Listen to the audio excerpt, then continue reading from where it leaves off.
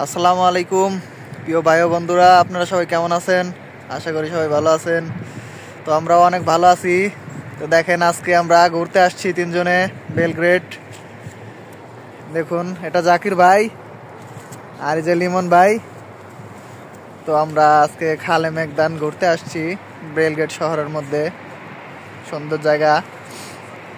তো আপনাদেরকে আজকে দেখাবো ঘুরে ঘুরে।